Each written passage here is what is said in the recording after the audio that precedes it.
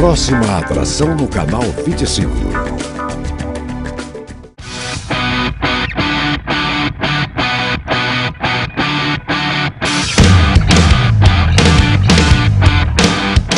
Um dos maiores fantasmas da vida do corredor de rua é a lesão e a dor. Se você corre, tem o costume de praticar esse esporte, você já deve ter convivido com algum tipo de dor ou algum tipo de lesão. No programa de hoje, a gente vai falar sobre a dor e sobre a lesão no corredor de rua. E vamos tentar achar caminhos para evitar esse tipo de problema. Se você corre e já teve algum tipo de lesão, você não pode perder o programa de hoje. Fique ligado, o programa Fôlego 25 está começando agora.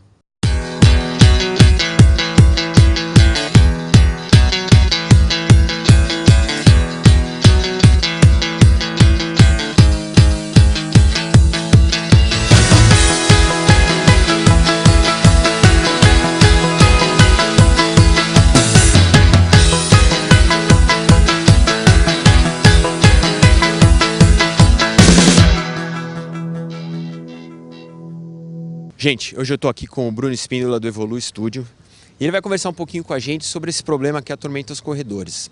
Bruno, uma das principais reclamações aí que o pessoal da corrida, que pratica a corrida com certa intensidade, tem é a dor e as lesões que acarretam desse tipo de prática esportiva. Como conviver com a dor? A dor é um sintoma normal, a gente é obrigado a conviver com a dor. E elas estão associadas a uma série de lesões muito clássicas aí da prática de corrida de rua. Quais são elas? Como você falou, toda pessoa que corre, que tem a corrida como um hábito, né, ou uma prática esportiva que leva a sério e que sente prazer fazendo isso, em algum momento da vida já passou ou espera-se, né, que ela vai passar por um episódio de dor, né?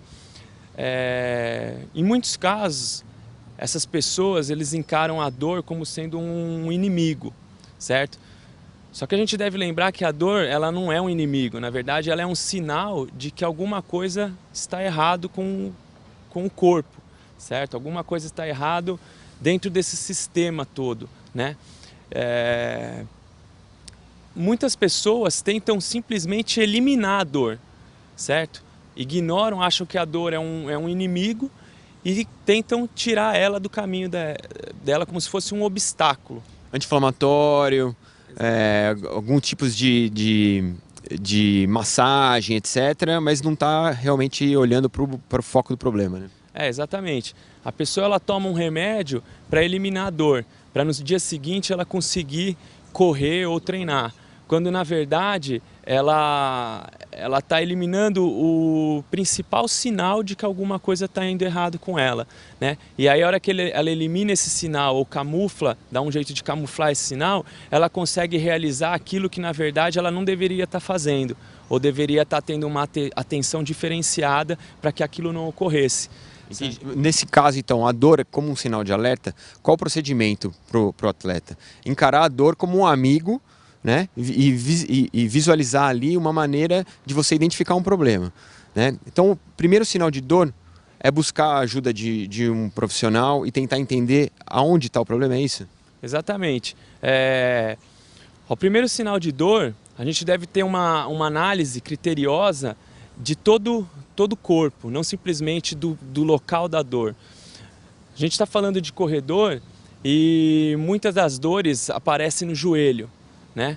Muitas das dores que o corredor reclama e se queixa é a dor no joelho, na parte da frente do joelho. Se a gente simplesmente olhar para o joelho, pode ser que a gente não consiga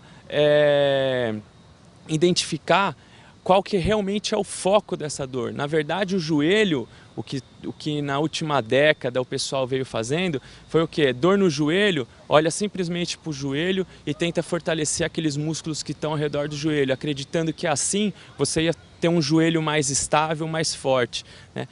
Hoje a gente sabe, pelos avanços que teve na ciência, pelos estudos que o pessoal vem fazendo do ponto de vista anatômico-funcional, cada vez mais essas pessoas, os médicos esportistas, os fisioterapeutas do esporte, preparadores físicos, eles devem olhar o corpo como um todo. E eu estou batendo toda hora nessa tecla. Por quê? muitas dessas dores e dessas lesões de joelho não tem nada a ver com o joelho em si. Tem a ver com uma musculatura de quadril fraca, tem a ver com um tornozelo que não tem a mobilidade adequada, certo? Então, o joelho, na verdade, ele não é o vilão. Ele está pagando o preço de outras estruturas. Se a gente for analisar o quadril que está logo acima ou o tornozelo que está logo abaixo, que não estão realizando a função esperada deles. E aí o joelho acaba pagando o preço disso. Na verdade, todas essas lesões que nós comentamos agora são lesões que têm em comum um aspecto multifatorial. Quais são esses aspectos? Elas podem ter um problema anatômico, que pode ser um encurtamento do tendão, uma musculatura fraca, uma deformidade até de ter um membro mais curto que o outro. Elas podem também ter um fator relacionado a erro de treinamento, que é um volume muito grande de treino, uma falta de repouso, ou que na verdade está associado com o fator anatômico, uma falta do exercício de alongamento ou de fortalecimento específico. Podemos ter também um erro de material que usa, por exemplo, um calçado inadequado. Mas são todas lesões que têm um aspecto multifatorial. Dificilmente nós vamos ter uma causa para essas lesões. Existem lesões que são clássicas aí dos corredores, né? E a gente fala daquela síndrome da banda iliotibial, né? Canelite, né? Que o pessoal fala, fascite plantar, tendinite patelar, são as síndromes mais comuns aí de quem pratica esse tipo de corrida. Todas elas estão associadas a algum tipo de desequilíbrio muscular ou da cadeia total do indivíduo que corre. É assim que a gente deve interpretar. As articulações, né, elas fornecem a estrutura para o movimento, certo? Ao passo que os músculos, os tendões, eles deveriam fornecer a tensão necessária para aquele movimento. Ou, de certa forma, fornecer a tensão ou, de certa forma, absorver a tensão. Quando a gente começa a observar disfunções, que é esse quadro que a gente vem falando de determinada região, determinado grupo de músculos envolvidos com aquela articulação, ele não apresenta a função que é esperada dele, a gente começa a falar de disfunções, certo? Se o músculo não está recebendo a carga de tensão que ele deveria absorver, com certeza essa energia que deveria ser absorvida pelo músculo está sendo absorvida pela articulação ou pelas estruturas mais delicadas, um ligamento, né? Então, muitas dessas dores anterior do joelho, conhecida como síndrome patelofemoral, banda iliotibial, tendinite patelar, certo? Condromalácia patelar, todos são dores anteriores do joelho, certo? Hoje sabe que essas dores, a causa dela está no quadril ou no tornozelo, ou seja, um tornozelo que deveria fazer mobilidade e ele não faz mobilidade, certo? Por qualquer motivo que seja, ele vai prejudicar o joelho, sobrecarregar o joelho. Porque se o tornozelo precisa fazer mobilidade e o joelho precisa fazer estabilidade, o joelho de certa forma vai ceder a estabilidade dele em algum momento para tentar compensar essa mobilidade do tornozelo. A mesma coisa acontece com o quadril. O quadril é uma região que ele precisa ter mobilidade. Se ele não faz a mobilidade, o joelho que está logo abaixo vai tentar ceder em algum ponto de estabilidade, que é a função dele, para tentar forjar essa mobilidade do quadril, tentar socorrer. Como que um desequilíbrio, uma musculatura enfraquecida em algum ponto pode ser compensada em outro ponto, né, e daí gerar uma lesão? Aqui nós estamos mostrando como se fosse o joelho direito, a musculatura da coxa, que é mais importante para essa patologia, e a musculatura lateral, que a gente conhecida como trato iliotibial, que ficou achurado em azul aqui, que vai ser importante, né, para explicar uma outra patologia. Então, na biomecânica do joelho, nós podemos considerar que temos a musculatura da frente, que é a musculatura extensora, o quadríceps, a musculatura de trás, que que é a musculatura dos isquiotibiais, e aqui do bíceps e dos isquiotibiais, e a musculatura lateral, que está inserida aqui, na verdade, como trato ou banda iliotibial, e a musculatura do lado de dentro, que é a musculatura dos adutores. A sincronia entre esses músculos é importantíssima para a boa função do joelho. Quando nós temos um encurtamento, por exemplo, uma fraqueza da musculatura de trás em relação à musculatura da frente, isso vai dar um desbalanço articular no joelho e pode acarretar num aumento da pressão nessa articulação aqui, que nós chamamos de articulação fêmuro-patelar, e com isso aumentar a chance de lesões nessa cartilagem. Termos comuns quanto a isso é a condromalácia, a lesão condral ou simplesmente a dor fêmuro-patelar. Também relacionado ao desbalanço dessas musculaturas, principalmente relacionado ao encurtamento dessa musculatura e dos tendões da parte lateral, nós temos o atrito da banda iliotibial, que nada mais é do que, devido a esse encurtamento, essa pequena parte do osso do côndilo lateral, ela acaba aumentando o atrito em relação a essa estrutura e com isso acaba formando um edema, como se fosse uma tendinite dessa região. E gera dor. A tendinite patelar tem muita relação com aquela sobrecarga que nós falamos da articulação aqui da patela. Por quê? Na verdade, é o mesmo fator que está causando uma sobrecarga no mecanismo extensor, onde faz parte o tendão do quadríceps, a patela e o tendão patelar. E qualquer sobrecarga pode levar a lesões em qualquer dessas estruturas. Quando a gente começa a sofrer dor, quando o corredor ele acaba de correr e sente dor articular, quando ele está correndo e sente dor, ele vai buscar inconscientemente uma maneira de preservar, de não sentir aquela dor. É nesse ponto que ele começa a mudar o programa motor que está lá no cérebro. E aí, com o tempo, isso vai gerar uma lesão, invariavelmente. Exatamente. Com o tempo, essa modificação do padrão vai começar a gerar outros desequilíbrios. E aí você começa a ver desequilíbrios na cadeia toda, não só no joelho, né? Então, é como se você começasse... você tivesse uma desprogramação dos movimentos do corpo, né? Hoje o que o treinamento funcional busca é não só a parte condicionante, não só a parte de ganhar força, ganhar performance, ganhar os componentes ligados à performance, mas principalmente repadronizar, certo? Buscar uma repadronização desses movimentos que em algum momento se perderam ou foram modificados. Entendi. Deixa eu te perguntar outra coisa agora. O pessoal que está em casa, vou fazer a dúvida que me veio à cabeça, que provavelmente é a dúvida que o pessoal que está assistindo. Pô, eu tenho uma dor no joelho, mas será que eu estou com uma cadeia com um padrão de movimento equivocado? Será que em algum momento do meu exercício, o meu padrão de movimento foi alterado? Como que a pessoa que está em casa vai descobrir se o problema da dor no joelho dela está, de repente, num quadril desequilibrado ou num tornozelo fraco, ou alguma coisa, em algum desses outros pontos da cadeia? Como descobrir isso? Então, hoje, uma ferramenta que está sendo bastante utilizada, né, em todo mundo, esportivo, tanto para esportes de alto rendimento, quanto para quem busca qualidade de vida, trata-se de uma avaliação que, na verdade, não é uma avaliação, porque o objetivo dela não é fechar um diagnóstico, né? Eu acho que ela trata-se muito mais de uma anamnese do movimento, né? Que o nome dela é o quê? É uma Functional Movement Screen, seria avaliação funcional do movimento, traduzindo.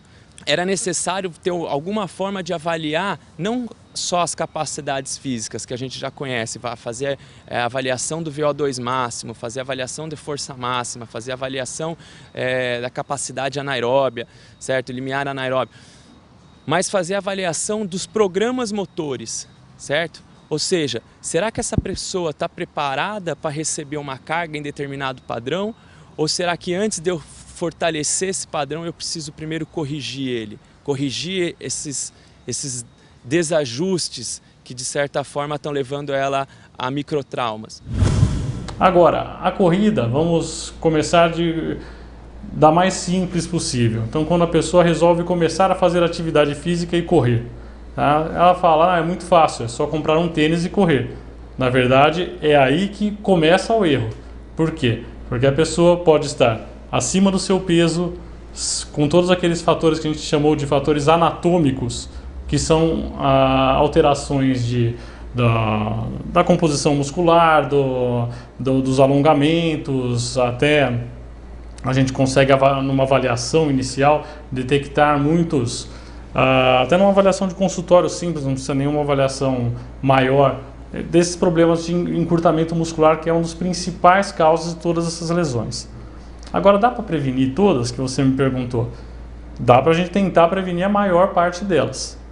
Como que a gente pode fazer essa prevenção? Desde que começar o treinamento, então passar por uma avaliação que a gente faça primeiro a detecção do tipo físico do indivíduo, se tem as articulações estão com o arco de movimento preservado, se elas estão com a dinâmica preservada, com um movimento simples de elevar na ponta dos pés, de fletir ativamente o joelho, os quadris. Nisso nós já vamos detectar sempre pequenas alterações de movimento. Análises que a gente pode fazer em campo, como uma análise dinâmica da pessoa correndo, uma análise que existe até computadorizada de fazer essa avaliação, também pode dar essas alterações dinâmicas.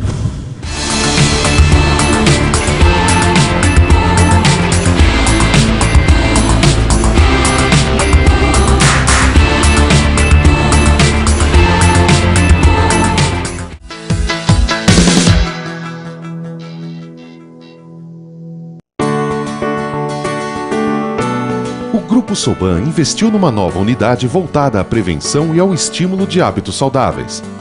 Viver de bem com a vida e estar em sintonia com você mesmo. Atividades orientadas, palestras, médicos à disposição e muita informação para a sua vida. Assim é a unidade de medicina preventiva da Soban. Soban, sua saúde é a nossa alegria. Os corredores de Jundiaí já escolheram um ponto de encontro. Na CNM Sport Center, além do acompanhamento especializado, você conta com a estrutura necessária para montar, realizar e aprimorar o seu treino. São quase 20 anos atendendo a população de Jundiaí com os melhores professores e métodos mais modernos. Tudo para que você obtenha o resultado que sempre quis. Venha fazer parte da família CNM e desfrute de toda essa estrutura profissional. CNM Sport Center, Avenida Comendador Gumercindo Barranqueiros, 368.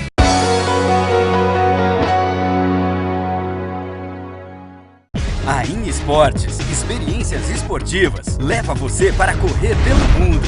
Cuidamos de todos os detalhes para você apenas desfrutar da corrida.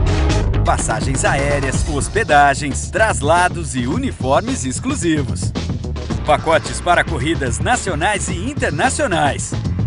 Acesse nosso site, conheça os próximos roteiros. In Esportes, você de malas prontas para correr pelo mundo. Mobilidade, estabilidade, força e coordenação. No Evolui Studio você tem acesso ao que há de mais moderno em avaliação funcional do movimento e treinamento funcional. Aumente seu desempenho e ganhe segundos preciosos na sua corrida.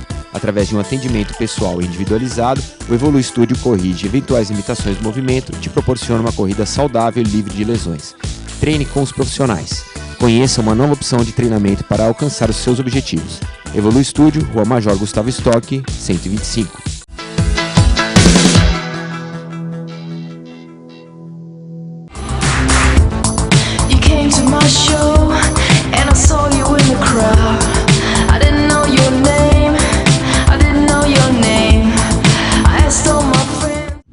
E aí eles vão trabalhar em cima desses padrões de movimento, não em cima de um músculo específico relacionado a uma articulação específica, mas em cima do padrão todo, certo? Porque o cérebro, ele não consegue reconhecer músculo isolado, ele reconhece movimento, certo? Por isso que o tempo todo a gente vem falando de padrões de movimento, certo? Não significa que isso já ficou mais do que comprovado, que uma dor no joelho, durante muito tempo a gente ficou fazendo cadeira extensora nos últimos graus ali para fortalecer vasto medial oblíquo, porque acreditava que era a fraqueza do vasto medial oblíquo é que levava essa dor no joelho. E a gente não chegou a resultado nenhum com isso. Ou seja, o que deve focar é o padrão, certo? É ter uma musculatura de quadril estabilizadora eficiente para permitir que o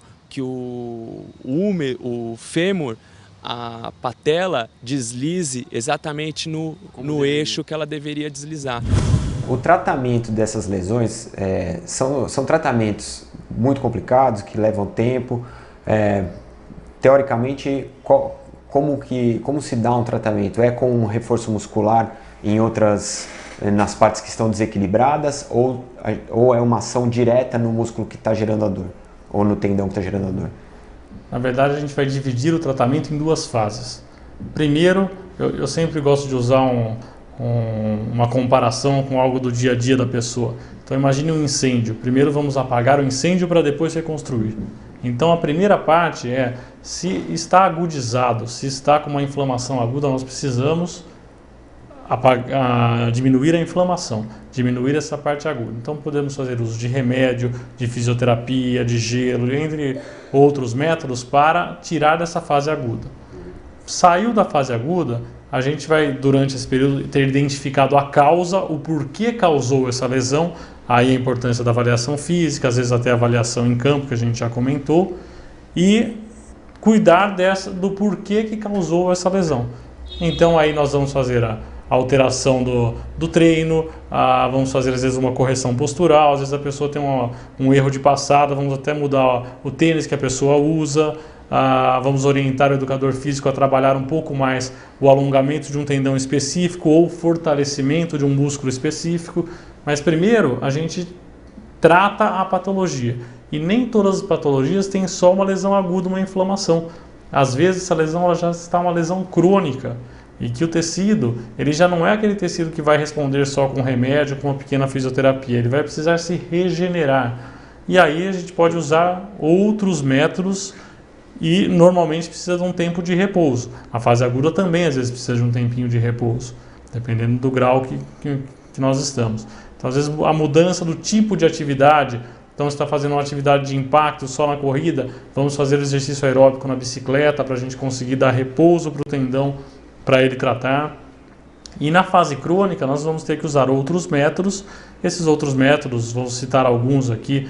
A terapia por ondas de choque ajuda muito nessa reabilitação dessas tendinopatias crônicas, que é um tratamento médico, derivado até da litotripsia, que é uma maquinário que quebra a pedra do rim. Na verdade ele estimula a regeneração tecidual.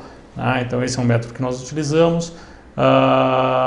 Tem outro método que é o plasma rico em plaquetas, que é a injeção de fatores de crescimento local derivados da extração do sangue do próprio indivíduo.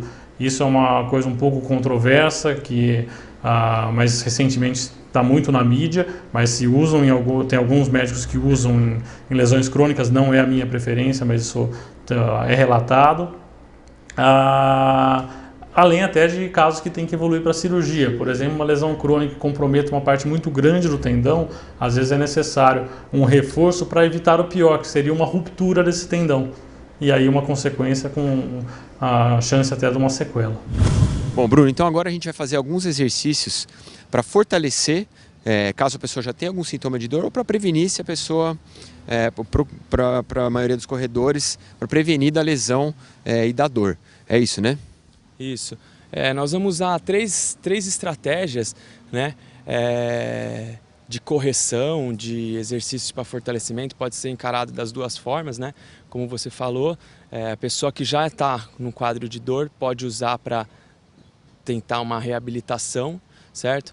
E aquelas que não estejam sentindo a dor pode incorporar como parte do treino. Vamos lá então, enquanto eu vou fazendo, você vai falando para o pessoal de casa, explicando o exercício. Então, essa primeira técnica que o Gustavo está fazendo é a liberação miofascial, né?